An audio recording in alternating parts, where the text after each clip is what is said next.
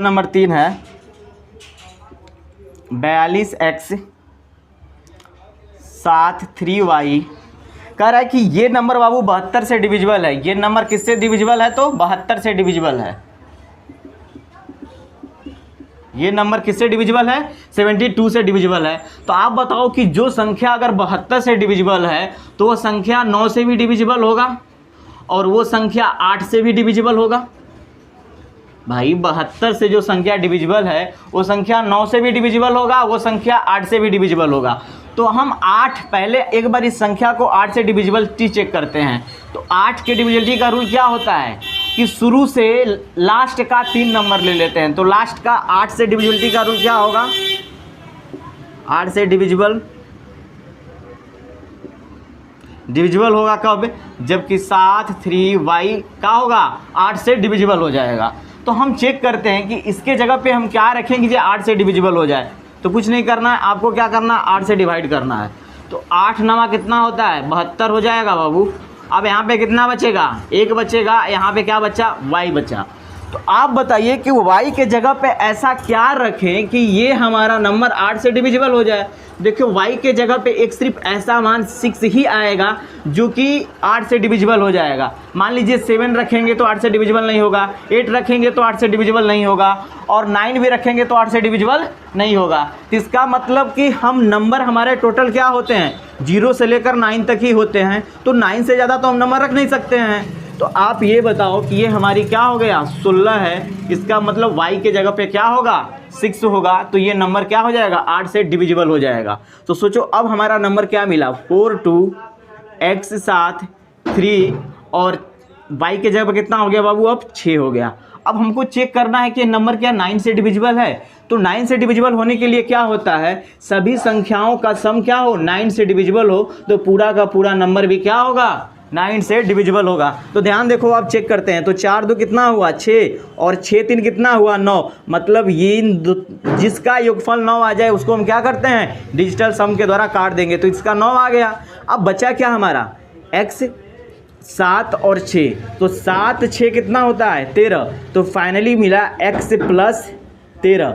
अब इसको 9 से डिविजिबल होने के लिए क्या चाहिए? 9 से डिविजिबल होने के लिए x के जगह पे अगर हम 5 रख दें, x के जगह पे क्या रख दें? 5 रख दें, तो ये क्या हो जाएगा? 13 5 18, जो कि 9 से क्या हो जाएगा? डिविजिबल हो जाएगा। तो हम कह सकते हैं बाबू, अगर हम 7 रखें तो देखो 20 हो जाएगा, 9 से डिविजिबल नहीं होगा। 8 रखेंगे तो भी नहीं होगा। ठीक है। तो इसका मतलब सबसे छोटा से छोटा नंबर हमारा क्या बन रहा है? 5 बन रहा है।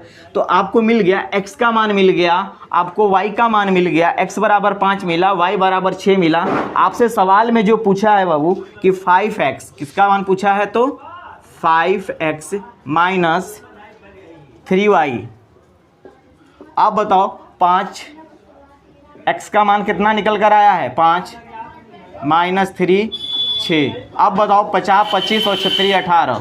25 में से आप 18 घटा दो तो आपका 7 आंसर आ जाएगा। आप चेक कर लीजिए ऑप्शन नंबर पहला। ऑप्शन नंबर पहला आपका स्क्रीन पे दिख रहा है, ध्यान से देखिए। कह रहा है कि एक वस्तु के क्रय मूल्य में प्रति वर्ष 10% की वृद्धि होती है। ठीक, एक वस्तु है, मान लेते हैं वो एक वस्तु का है, उसका क्रय मूल्य x था। ठीक है, कि एक वस्तु के क्रय मूल्य में प्रति वर्ष 10% की वृद्धि होती है। इसके 2 वर्षों के बाद, मतलब कि प्रत्येक साल 10% की क्या होती है? वृद्धि होती है। तो 2 साल का पूछा, इसके 2 वर्षों के बाद मूल्य ज्ञात कीजिए यदि इसका वर्तमान मूल्य इतना है। मतलब कि प्रेजेंट जो था मूल्य वो कितना दिया गया है? 40,000 दिया गया है। कितना दिया गया है? 40,000। आप बताओ कि दे रहा है परसेंटेज कितना दिया है बाबू? प्रति वर्षों में 10% की वृद्धि होती है। ये 10% क्या दे रहा है? इंक्रीज कर रहा है। ये वाला सिंबल इंक्रीज को डिनोट करेगा। ठीक है, 10% की वृद्धि होती है। आपको मैं एक एमएफ का मेरा कंसेप्ट का एक चैप्टर होगा प्लेलिस्ट में, मैं इस वीडियो के डिस्क्रिप्शन में उसका लिंक दे दूंगा। आप लोग वहां जाके उस वीडियो को जरूर देखिएगा। ठीक है, देखिए एमएफ जो वृद्धि होता है उसको एमएफ हम पॉजिटिव बोलते हैं। क्या बोलते हैं? MF positive. 10% का फ्रैक्शन वैल्यू क्या होता है? तो 1/10। जब एम एफ पॉजिटिव का मतलब कहता है बाबू कि ये दोनों, ये 10 तो हमारा बराबर तो रहेगा ही रहेगा, और मूल संख्या 10 है हमारी, 1 का वृद्धि हुआ है, तो टोटल कितना हो गया है अब 11 की वृद्धि, 11 ना हो गया। तो आप ये कह रहा है n बराबर कितना दिया है, तो 2 साल के लिए। तो आप बताओ को हम कह सकते हैं 40,000 का 11 बटा कितना हो जाएगा बाबू 10 मल्टीप्लाई 11/10, 2 बार हुआ है तो 2 बार हो जाएगा। तो आप सोचो, एक जीरो से एक जीरो काट देते हैं, एक जीरो से एक जीरो काट सकते हैं, ठीक है। 11 कितना होता है बाबू, तो 121 होता है। 121 का 4 से मल्टीप्लाई करें तो देखिए 100 का 4 से करेंगे तो 400, ठीक। 21 से 4 का करेंगे तो कितना होगा 84। कितना बचा है बाबू 00, तो 00 उतार देंगे, यही आपका आंसर होगा। आप देख लीजिए ऑप्शन नंबर चौथा आपका आंसर है बाबू। ऑप्शन नंबर 4 आपका क्या है, आंसर है। ये वाला एमएफ वाला कंसेप्ट एक बार देखिएगा। एमएफ 2 टाइप का होता है, एक एमएफ निगेटिव होता है। एमएफ क्या होगा बाबू, एक निगेटिव होगा। एमएफ निगेटिव होगा तो जो परसेंटेज दिया है नीचे वाले वैल्यू को जस का तस रखेंगे, ओरिजिनल है। पहले 10 था, अब क्या हो रहा है 1% क्या हो रहा है, 1 कम हो रहा है, मतलब कि 9/10 हो जाएगा। निगेटिव में पॉजिटिव में जोड़ के लिख देते हैं, ठीक है। चलिए प्राप्त किए, ठीक है। 75% वैध मत था, कितना था ये वैध मत, ठीक मिला। उसके बाद क्या कहता है वो, कुल 5,60,000 वोट, कुल कितना है 5 लाख, इतना वोट में से 15% अवैध थे। कुल इतना वोट मिला था, उसमें से 15% क्या था, अवैध था। 15% वोट क्या था बाबू, अवैध था, अवैध, ठीक है। परसेंट अवैध थे। विजयी उम्मीदवार को मिले वैध मतों की संख्या, जो विजयी उम्मीदवार हुआ है उसको वैध मतों की संख्या आपसे पूछ रहा है कि क्या होगा। आप बताओ, ये 5,60,000 वोट मिला है, जिसमें से 15% अवैध मत था। 15% कितना मत था, अवैध मत था। तो 15% का फ्रैक्शन वैल्यू क्या होगा, आप बताओ। 15% का फ्रैक्शन वैल्यू 3 में कितना होगा, 3/20 होता है। फ्रैक्शन वैल्यू कितना होता है, 3/20 होता है। तो ये हमारे अवैध हैं, मतलब कि नुकसान हो गए हैं। तो मतलब एमएफ निगेटिव हो रहा है हमारा, एमएफ क्या हो रहा है, निगेटिव। तो इसका एमएफ निगेटिव कितना हो जाएगा, 3 कितना, पहले 20 था, 20 में से 3 क्या हो गया है, अवैध घोषित हो गया है। तो अब कितना बचा, 17/20, जो कि हमारे वैध मत होंगे। 17/20 क्या होगा हमारा, वैध मत होगा। आप बताओ 75% का फ्रैक्शन वैल्यू क्या होता है बाबू, तो 3/4 होता है। टोटल वैध मत इतना है, और टोटल ये हमारा ये भी वैध, ये जो 17/20 है ये वैध वोट पड़ा है। ये क्या पड़ा है, ये वैध मत पड़ा है, ठीक है। कितना, तो 5600 था पहले, कितना था 5600 नहीं, 5600 नहीं, 5,06,000 है, 60,000 इतना टोटल वोट था, जिसमें से 17/13 वोट क्या थे, वैध थे। और ये 3/4 भी तो वैधी का ना परसेंटेज दिया है। तो ये 3/4 यहाँ पे आप क्या करो, मल्टीप्लाई कर दो। आप देखो कि ये क्या होगा, 1 जीरो से क्या होगा, 1 जीरो कट जाएगा, और ये 2 से, ये 4 से कटेगा,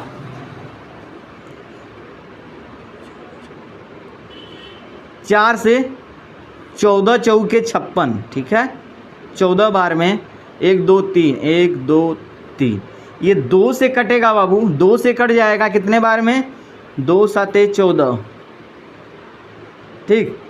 आप देखो 17 यहाँ कितना हुआ।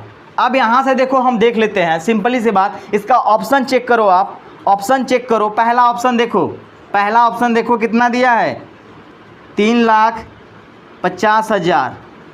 दूसरा ऑप्शन देखो कितना दिया है, 2,80,000, 2,80,000। देखो मल्टीप्लाई नहीं करना पड़ेगा, मैं डायरेक्टली बता दे रहा हूँ।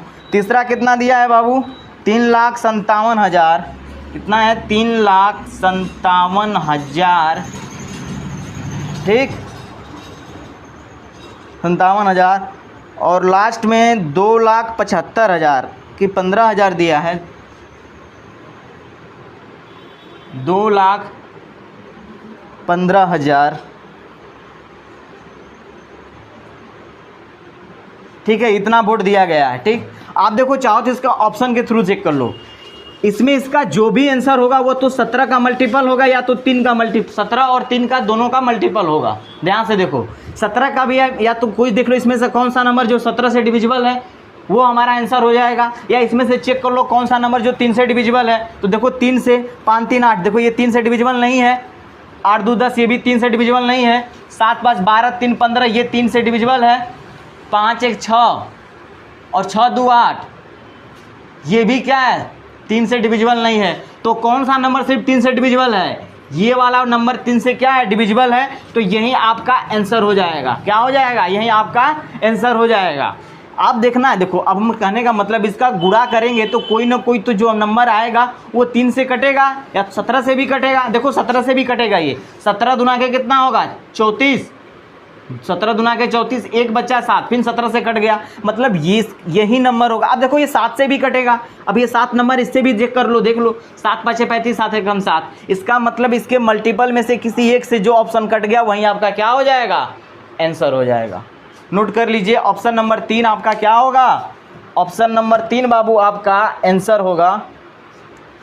20 रुपया में बेचकर, मतलब कि एसपी बराबर कितना दिया है बाबू, एसपी बराबर 120 रुपया दिया है। कितना दिया है, 120। ठीक, एक वस्तु को 120 रुपया में बेचकर क्रय मूल्य का 5वां भाग खो देता है। अगर मान लीजिए, अगर हम सीपी को मान लेते हैं कि सीपी हमारा क्या था, अगर सीपी एक्स है, क्या है हमारा सीपी, अगर x है तो आप बताइए इसका 5वां भाग खो देता है, मतलब कि x बटा 5 भाग क्या होता है, वो खो देता है। खोने का मतलब ये लॉस होता है, खोने का मतलब क्या होता है, लॉस को डिनोट करेगा।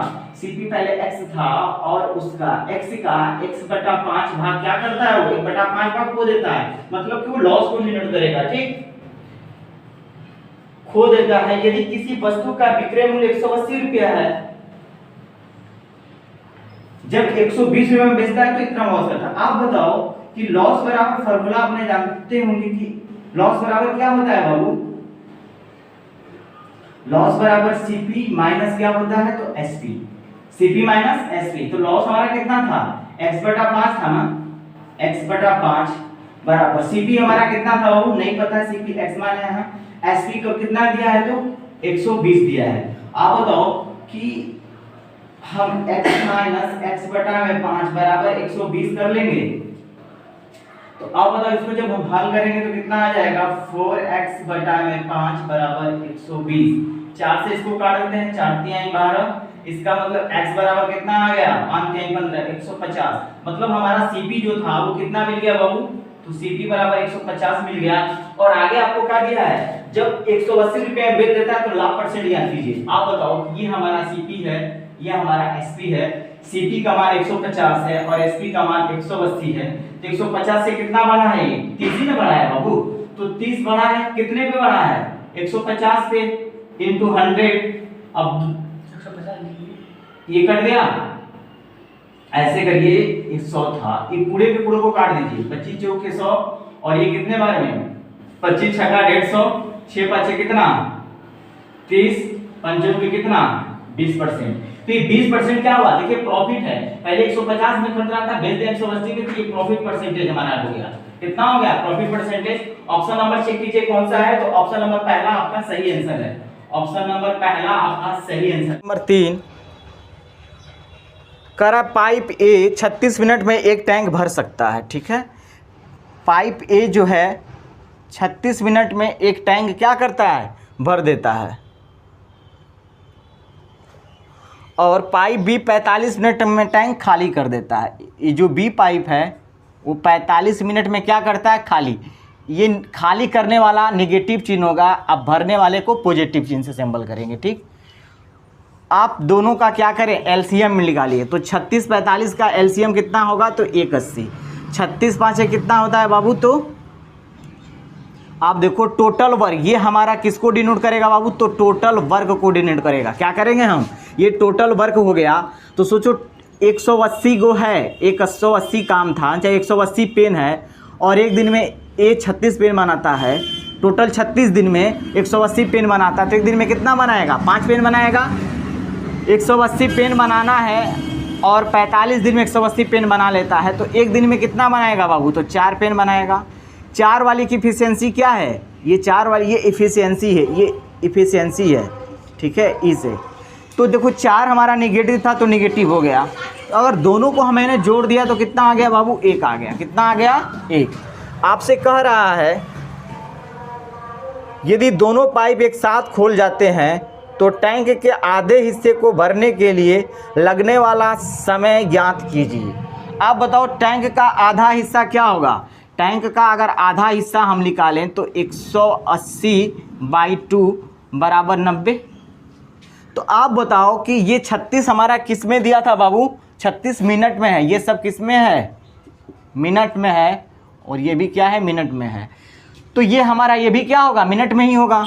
एफिशिएंसी भी मिनट में निकली, मतलब कि 90 लीटर पानी को 1 मिनट में ये सब क्या करता है? भर देता है। तो आप बताओ टोटल क्या आ गया? 90 आ गया। जब 1 से भाग करेंगे इसकी कितना एफिशिएंसी? 1 ही आई थी। जब 1 से भाग करेंगे तो कितना आ गया? 90 आ गया। आप बताओ 90 ये हमारा क्या निकल कर आया बाबू? तो 90 मिनट निकल कर आया। तो 90 मिनट को हमको क्या करना है? आंसर हमारा ऑप्शन में देखिए क्या दिया है, तीसरा का सबका घंटों में ज्ञात कीजिए, ठीक है।